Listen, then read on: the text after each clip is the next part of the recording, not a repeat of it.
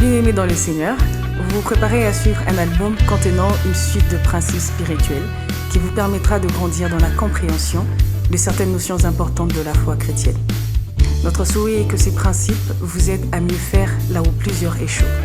Soyez richement bénis et excellentes conditions d'écoute.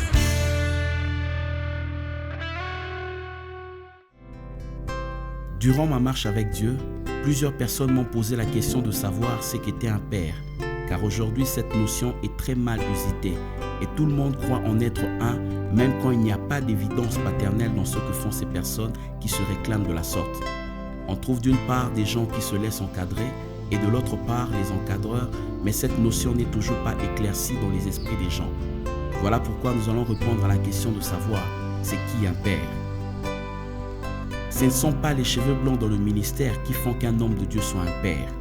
Et la paternité ne vient pas forcément du nombre impressionnant d'années qu'a fait un homme de Dieu dans le ministère, mais c'est le résultat du brisement obtenu dans l'école de formation du caractère de Christ, dans laquelle le Saint-Esprit fait passer cet homme de Dieu tous les jours pour lui permettre d'acquérir réellement le document de Christ, qui est l'ensemble des documents officiels du caractère de Christ répliqués en cette personne.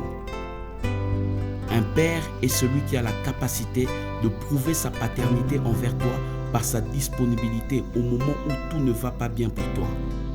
Il n'est pas celui qui te rejette, même lorsque tout le monde tout autour de toi te rejette. Il est celui qui doit te sanctionner, mais jamais te saigner. Sa présence pour toi est plus qu'un remède aux maux que tu subis. Un père est celui qui n'use pas toujours du bâton, mais qui sait aussi qu'entre ses mains, il a une houlette qui le pousse à compter et à aider une brebis fatiguée pour le conduire dans l'excellence. Un père est celui dont les paroles ont la capacité de changer ton impuissance en une force. Un père est celui dont le désir le plus ardent est de t'amener à aller plus loin que lui et t'éviter de connaître les difficultés qu'il a connues dans sa marche. C'est l'homme qui te simplifie les difficultés ministérielles en opportunités de gloire pour ton avancée ministérielle. Celui qui ne le fait pas n'est pas un père. Un père est celui qui lègue à toute sa descendance son caractère génétique qui peut être remarqué par tout le monde sans même que l'un de ses fils n'ait à crier qu'il est issu de ce père. Son legs génétique est tellement imposant que tout le monde qui a connu ce père peut le revoir dans tous ses fils sans même que ces derniers ne brandissent leur identité. Un père n'est pas celui qui court derrière des gens pour faire d'eux des fils, mais c'est l'homme qui engendre des fils par la puissance du caractère de son ministère. Les fils naissent de lui par la vertu de tout ce que Dieu a mis en lui pour l'exercice de son ministère ici sur terre. Un père est celui qui n'accepte pas de fils qui viennent à lui pour être formés, mais c'est l'homme qui sait que c'est son devoir de père de former ses fils. Ainsi donc, la formation des fils par le père ne se fait jamais par le consentement des fils, mais elle se fait toujours par le vouloir du père qui se reconnaît maintenant responsable pour fonder une lignée propre à lui.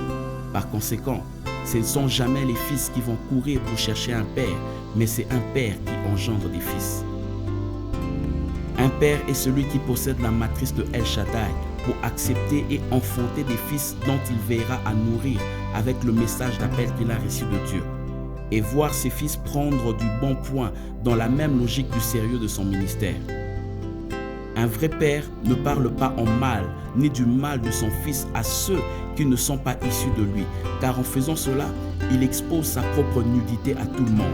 Même lorsque le fils a mal agi, le père veille au nom de la famille ainsi qu'à l'honneur qui en découle de ne jamais exposer son propre fils. Un père est celui qui, lorsqu'il punit son fils, sait faire l'union du point qui sait se lever et du cœur qui n'exprime que tendresse.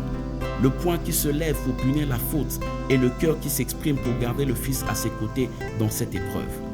C'est l'homme qui est obligé de marcher avec ces deux réalités par justice et par amour pour son fils. Être un père, c'est avoir ses fils à ses côtés. La paternité est une charge qui ne pourra jamais cohabiter avec une carrière solo, car la mentalité individualiste est une source de non-préparation des générations futures face à tout ce que l'on connaît déjà aujourd'hui. Un père est celui qui a une alliance avec Dieu et qui sait enseigner convenablement à ses fils cette alliance afin qu'aucun d'eux ne rate la jouissance des bénéfices sacrificiels qu'il a endurés ou encore des bienfaits de son alliance avec Dieu. Celui qui garde les bénéfices de son alliance avec Dieu pour lui-même n'est pas encore un père. Un père est celui qui entre facilement dans la gloire de son repos ministériel après s'être attelé à avoir des vrais fils. Seuls les vrais fils d'un père peuvent faire la joie de ce dernier et l'introduire dans la lignée des patriarches. Et seuls les patriarches peuvent avoir la grâce de voir leur alliance faite avec Dieu se perpétrer dans toute leur lignée. Quelle grâce que de voir ses fils manifester Dieu facilement plus que ceux que l'on a fait soi-même. Un père est celui qui connaît la destination du bonheur parfait et est capable d'enseigner cette voie à suivre à ses fils pour leur épargner les erreurs qu'il a commises sur son parcours.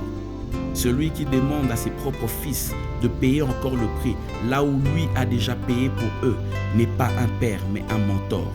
Seul le vrai père ne souhaitera jamais que ses fils subissent les mêmes choses qu'il a connues.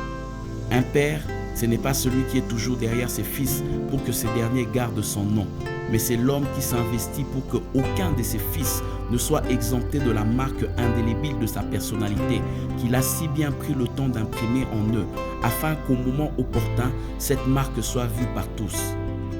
Un père est celui qui a compris ce principe biblique qui dit « Instruis l'enfant selon la voie qu'il doit suivre, et quand il deviendra grand, il ne s'en détournera point. » Le père comprend que sa plus grande responsabilité est celle d'instruire correctement tous ses fils sur tous les éléments du ministère, afin qu'en devenant grand dans le ministère, qu'il ne se détourne jamais de ses instructions. Maïmonide, l'un des grands sages d'Israël, dit ceci: « Celui qui a enseigné quelque chose à une personne et lui a donné une idée peut être considéré comme ayant fait naître cette personne dans cette idée, étant lui-même l'auteur de cette idée. » Ainsi, pour conclure, je dirais que pour moi et père, tout celui qui a pu léguer quelque chose aux générations futures et dont personne ne peut nier l'évidence. Qu'as-tu déjà légué aux générations futures pour être appelé père? Je suis un père et j'ai une très grande responsabilité, non d'abord envers ma postérité, mais envers celui qui m'a rendu père pour plusieurs. J'aurai un jour à lui rendre compte de tout ce que j'aurai fait de cette nature. Seigneur, donne-nous d'être des vrais pères capables de léguer aux générations futures des choses qui peuvent réveiller le souvenir de notre personne, même lorsque nous ne serons plus de ce monde, à l'image du Père Abraham qui reste le modèle humain parfait de la paternité ici sur terre. Permets-nous, s'il te plaît, de ne pas courir derrière cette nature pour ne pas engendrer des bâtards spirituels qui n'auront pas de référence en termes ministériels parce que nous n'avons pas su exercer notre paternité sur eux. Donne-nous au contraire d'être des responsables face à cette paternité qui devra nous accompagner à chaque fois que nous exercerons notre appel sur cette terre.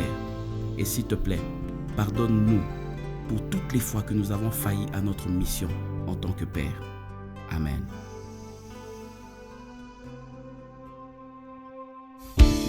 Bien-aimés dans le Seigneur, vous venez de suivre un ensemble de principes spirituels pouvant vous aider à grandir dans votre foi. Nous espérons que ceci portera des fruits dans votre vie. Que le Seigneur vous bénisse.